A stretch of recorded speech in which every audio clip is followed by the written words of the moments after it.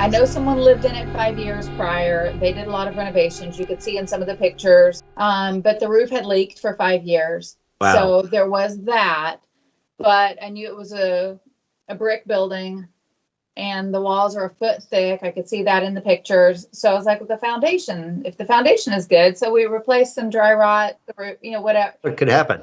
How bad could it be? Right. Even if it was just the foundation and I was gutting it, that seemed to be worth $150,000. I took a leap of faith and I bid on it, completely forgot about it. Next day, I was at lunch with my friend. I get a call and I was like, excuse me, let me answer the phone. He's like, Ms. Butler, you have just won a mansion in Massachusetts. And I was like, oh, okay. Well, here I go. I'm leaving LA. This is just what's about to happen. And this was right at the beginning of COVID. So I had really ramped up my search for this property because I was living in downtown LA. Oh, whereabouts? In the Arts District off of Alameda and 4th. Yeah. That's also my studio was in downtown LA. Downtown LA was starting to get horrible. Like just the homeless population was creeping out everywhere. Crime was everywhere. I had a store, a latex clothing company in downtown. During COVID, I shut the doors of that because Skid Row consumed my whole block. Oh, and it did. I started doing it before COVID. And then it just from March to when I shut down my store in May, it was insane. Overwhelming. So I shut down my store in May. I started ramping up my search in June and I found this property on June 14th. I have a whole lot of time to think about it, but I knew I wanted LA. I knew I wanted to change. I've been in LA for 24 years. So I had already for 2 years been looking for these properties and you were ready to go. Yeah, mentally I was ready. It was just everything else I had to put into place. Yeah. What was I going to do with my career? I can travel anywhere. I've been told I'm the most famous person in my industry. So when I go to places, they know who you are. They knew who I am. I can book appointments. I can travel. And I wanted to do that instead of being stuck in the same place all the time. Well, that's what I was going to circle back on. Why can't you travel as a dominatrix? You can. And that sounds more fun to me than having my own place. Right. Especially right now. I spent 24 years in Los Angeles running that business and video production business, membership-based websites, all of that. Like I felt like I couldn't take much time off because I had a machine to keep going. Right. If I'm not there oiling that machine, it stops working. So I was an entertainer. People want to be entertained. I'm producing content all the time. So I really didn't take advantage of the ability to be able to travel. So the idea was to buy something and have it as my home base, but then be able to leave from there and go wherever I want. And Massachusetts, perfect. That's a great area. You can go anywhere. Boston, I have New York, Europe is right next door. Right next door. I know. It's not a 16-hour flight like it is. Yeah, leaving on Wednesday to go to London for a couple of days, just to visit some friends. So now I have the ability to do that. I don't have a mortgage. Oh, you don't? You bought this outright? Outright, cash. Wow. So that also frees up my ability to travel. So I sold a property to be able to do the renovations. So I've put my own money into the renovations. And I'm just taking it as I go. And I've already started having events here. I just hosted this paranormal event last weekend. That was fantastic. I saw some of that on YouTube. That looked fantastic. Yeah. Scary, actually.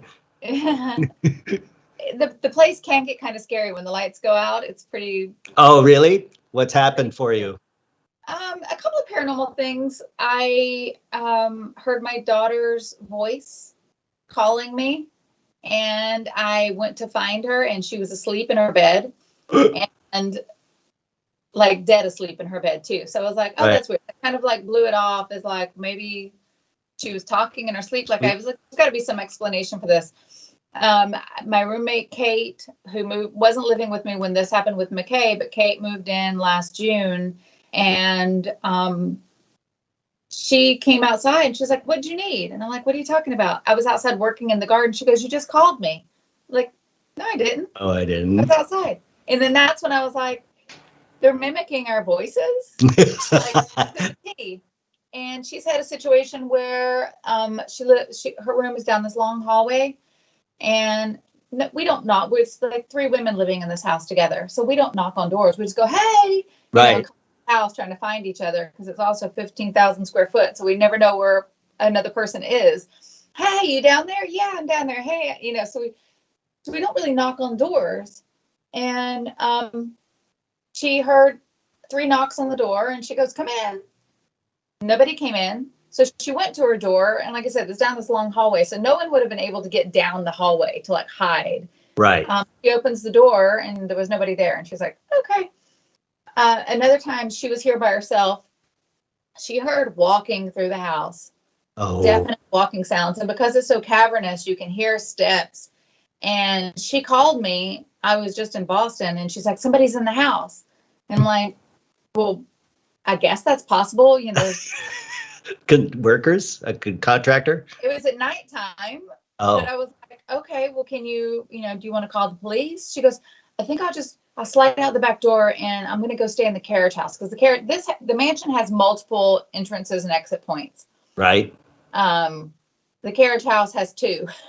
So the carriage house directly behind. So she snuck out and went and stayed in the carriage house, but she said she was scared to death because she heard walking.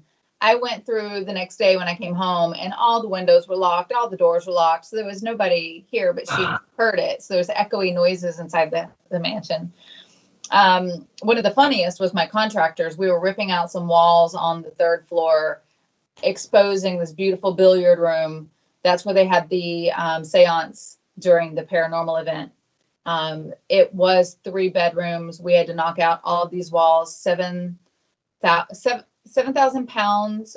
No, 700 tons of, no, it's 7 tons, not 700, 7 tons. 700 tons. How did it stay up? I had to have dumpsters, and the dumpsters were 2 tons included. And then everything was pay extra. I had to get 2 of those. So I had 4 tons were included. And then I had to pay for 3 extra tons of plaster. So yeah, 7 tons of plaster.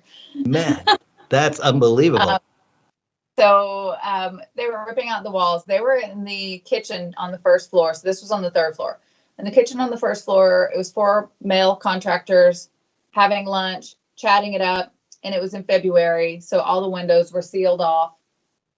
And they heard glass breaking, like someone threw something down on the ground. Oh, and it shattered.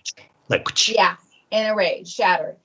They all stopped eating. Like, who opened a window? Thinking, the wind wasn't blowing. They said it was like a normal day. Who opened a window? Not me. So nobody opened a window. So they split off. 2 went on the east side of the house. 2 went on the west side of the house and started looking for broken glass. Came back down in the kitchen. Didn't find any broken glass. Well, we all heard it. There has to be broken glass here. Cynthia's going to freak out if we broke something. So let's go, did a chandelier fall? What happened? They swapped off, went through the whole house again, then went down into the basement. No broken glass anywhere, but they all heard it. So they called me, and I was in New Hampshire at a resort for a couple of days while they were banging out the really dusty part of the work. He called me and told me what happened. I was like, well, the ghosts are women. So what were you guys talking about at that moment? 4 contractors in the kitchen yakking it up. What was the topic of conversation? And he's like, I don't even remember. Right? Like, maybe they didn't like what you were saying. Totally. But I was just misogyny. Yeah. I was joking with him. I was like, I'll check it when I get back. I'll be back tomorrow, so I'll check tomorrow. I'll walk around and look. I walked around the whole place. No broken glass anywhere. So wow. Unexplainable. That's amazing. So the history of this place, though, it's called the Wheeler Mansion for John Wheeler, who made sewing machines. Was that right? He was the president of the New Home Sewing Machine Company. He was one of the wealthiest people in the state at the time. He also had several patents for sewing machines. So he was industrious. He was also into politics. He was a Freemason, Order of the Eastern Star. Which is the female version of the Masons, right? Yeah. So the house was when he passed away, his wife, from what I understand, couldn't inherit the property. There were some women's rights issues at that point. Right. I'm not quite certain why she couldn't inherit it, because apparently women could own property at that point, but for whatever reason, she couldn't inherit it. They had 2 sons that were adopted, but I've seen no records of their adoption process or where they came from. But then they also had a daughter. None of them could inherit the property. So it sat vacant for a while, and then a local jeweler took over the property, but I'm not certain it was ever deeded to him. There was a period of time when it's uncertain exactly what was happening, but I have seen a document that the Clarys were here, and he was a jewelry maker, and he had his shops here, and I guess they served some meals out of the kitchen downstairs. They had a public meal every once in a while that they would charge like 25 cents for to come and have this meal in the early 1900s. So John Wheeler died in 1910, and it went up and down, but apparently the Eastern Star women had started living here before, but it officially became the rest home for the Order of the Eastern Star in 1925. There's a big picture of like 1,000 people in the front of the building celebrating this big event, this marking of history of this becoming an Eastern Star home. So Eastern Star women, members of the Order of the Eastern Star, could sign over their wealth to Eastern Star in order to live out their final days here. It was the place where eccentric, well-educated women came to die. Wow. I love sisterhood organizations. I've created a few sisterhood organizations myself within my industry, like empowerment organizations to keep each other safe and things like that. The fact that this was a sisterhood organization was even more exciting to me when I researched the history, and I was like, I'm bidding on this property. I want it. This is great. It was beautiful. The history was beautiful. Just the fact that these women came here and to be with other Freemason women. Fantastic. From what I understand, some were not here by choice. Oh. But for the most part, they were here by choice. Oh, okay. The ones who weren't, were the family sort of shoved them in there, kind of thing? Yeah. Were like, you're not going to come and live with us, Grandma. Sorry. Right.